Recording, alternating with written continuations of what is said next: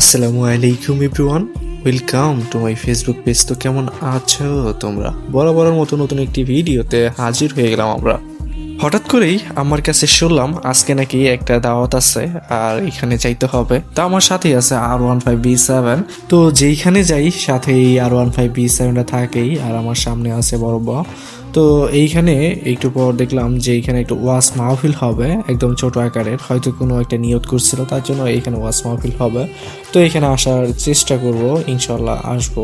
তো এখন আমরা যাইতে হবে হাতির ভিটা। তো এই জায়গাটার নাম হচ্ছে হাতির ভিটা। তো এখানে যাব, অনেক দিন থেকে অবশ্য যাওয়া হয় না, আর কখনো ওইভাবে যাওয়া হয় নাই, বাট আজকে যেহেতু দাওয়াত চাইতেই হবে। একটা কথা মুরব্বীরা বলে না যে বিচারের পরে দাওয়াতের আগে, কারণ দাওয়াতের আগে গেলে খাবার অনেক বেশি পাওয়া যায়, অনেক ভালো খাবার পাওয়া যায়। তো তার জন্য সবাই এখন রওনা দিচ্ছে নামাজ শেষ করেই। আর এটা হচ্ছে এগারো মাথায় স্কুল হচ্ছে এটা। তো এক সময় এরকম ছিল না, আস্তে আস্তে অনেক উন্নয়ন হয়েছে, বাট এখন দেখা যায় যে এখন অনেকেই পড়াশোনা করে না। আগে যে পড়াশোনার যে ইটা ছিল, সবাই পড়াশোনার প্রতি যে মনোযোগটা দিছিল, বাট এখন ফোন আসার পরে এইভাবে আর কেউ পড়াশোনা করে না। আর এটা হচ্ছে স্কুলের পিছনের যে রাস্তাটা, এই রাস্তাটা অনেক ভালো লাগে, অনেক সুন্দর রাস্তা। বাট সামনে যে রাস্তাগুলো আছে এটা আসলে খুবই ভয়ঙ্কর, অনেক চিকন।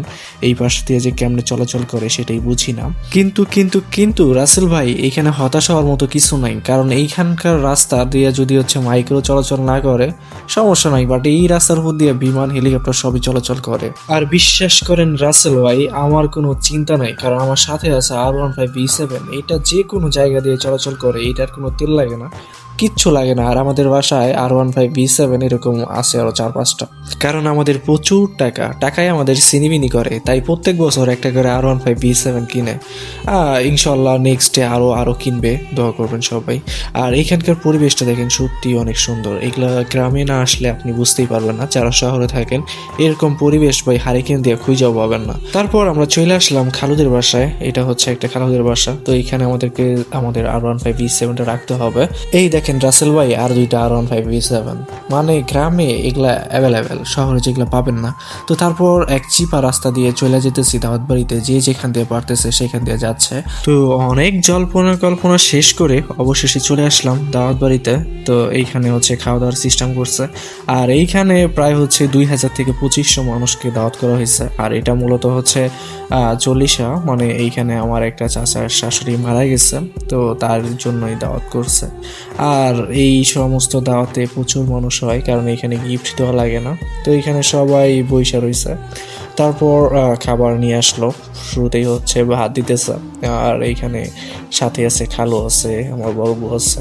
আর বিশ্বাস করেন রাসেল ভাই, দাওয়াত বাড়ির প্রত্যেকটা জিনিস অনেক ভালো লাগে, বিশেষ করে হচ্ছে ওদের যে রান্নাগুলা, এগুলা আরো বেশি সুস্বাদু হয়।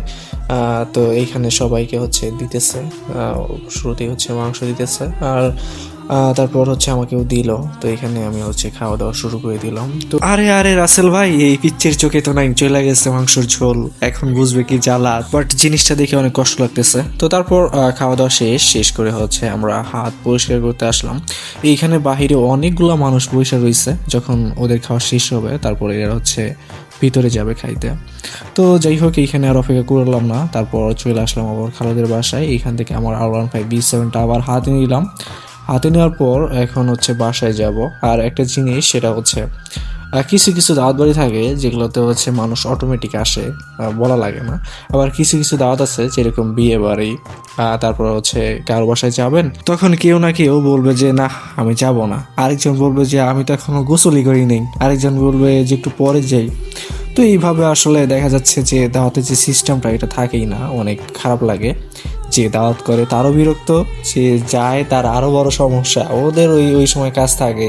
মানে কি আর বলবো রাসেল ভাই, কিচ্ছু বলার ভাষা নাই। তো এইখানে আমার সাথে আছে R15B7, এই B7 নিয়ে যাচ্ছি এখন বাসায়। তো আপনারা সবাই মৃত ব্যক্তির জন্য দোয়া করবেন, আর আমিও দোয়া করি। তো এই ছিল আজকের ভিডিও। তো দেখা হবে অন্য কোনো ভিডিওতে। আল্লাহ হাফেজ।